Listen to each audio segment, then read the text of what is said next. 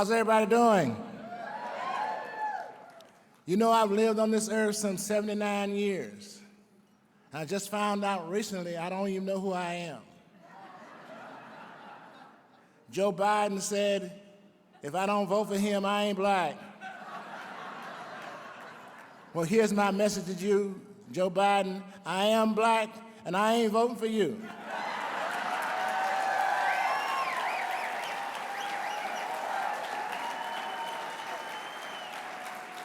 Let me tell you how monolithic I am. I never thought I'd see a black person become the president of the United States.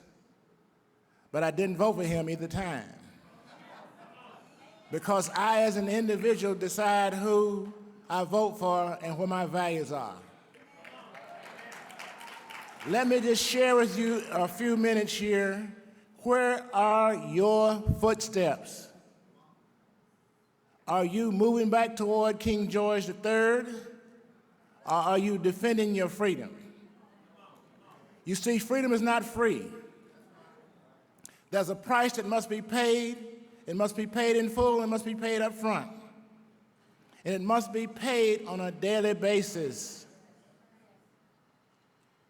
You see, on February 1st, 1960, a shot was fired that was heard around the world when 4 students walked into F.W. Woolworth's in downtown Greensboro and sat down and asked to be served. Now, that was not anything unusual. It should not have been, except these 4 students were black. And they sat down with a written code of law known as Jim Crow forbade them to do so. So the question becomes, why did these 4 Moses part the Red Sea of segregation? Why did these 4 Daniels step over into the lion's den of oppression? Why did these 4 Hebrews cross the color line and step over into the fiery furnace of hatred? Why? I'll tell you why. To tell old Jim Crow to let my people go.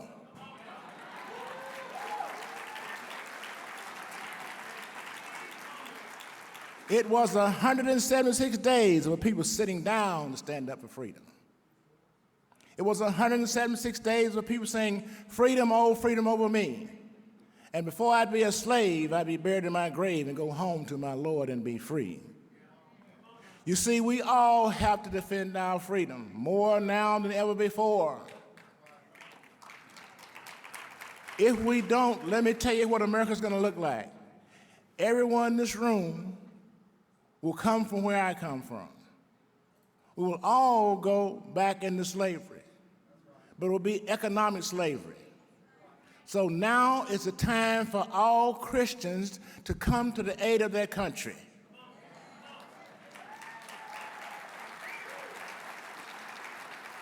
It is much needed, and we are required to make the sacrifices necessary. You see, when I walked into F.W. Woolworth's, I didn't know how I was going to come out, whether in a vertical position, going to jail, on a prone position, going to the morgue. But I reckon to the fact, as I look back over my life, in the movie Braveheart, it says every man dies, but not every man lives. And so I ask you, where is your dash? The time between your date of birth and your date of death. Will you be like life's walking shadow, a poor player who walks and struts his hour upon the stage and then is heard no more? Or will lives of great men remind you that we can make our lives sublime, and departing leave behind us footprints in the sands of time? You see, there's not but one race, and that's the human race.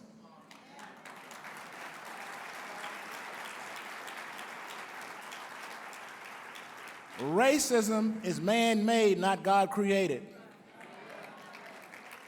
And you see, there's not but one race, as I said before, and that's the human race. We must understand that.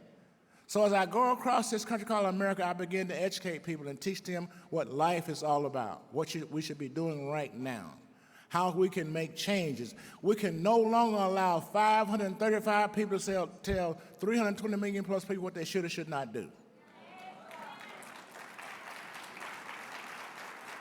You see, all lives matter, not just Black Lives Matter.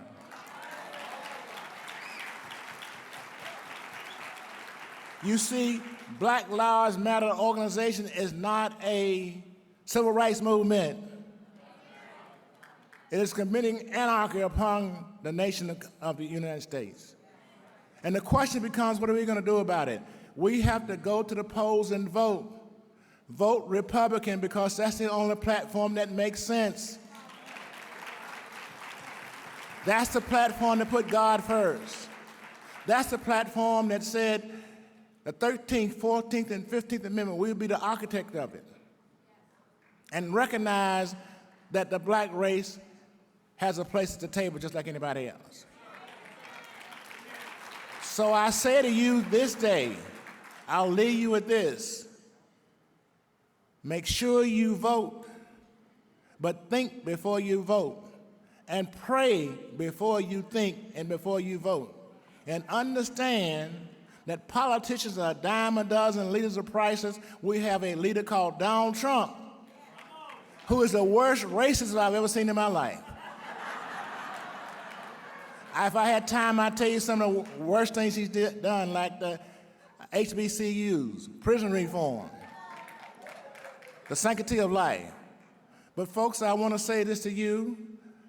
Now is the time for all of us here to find out what God has us here for. He has us all here for a purpose. Let us all live out our purpose. Thank you.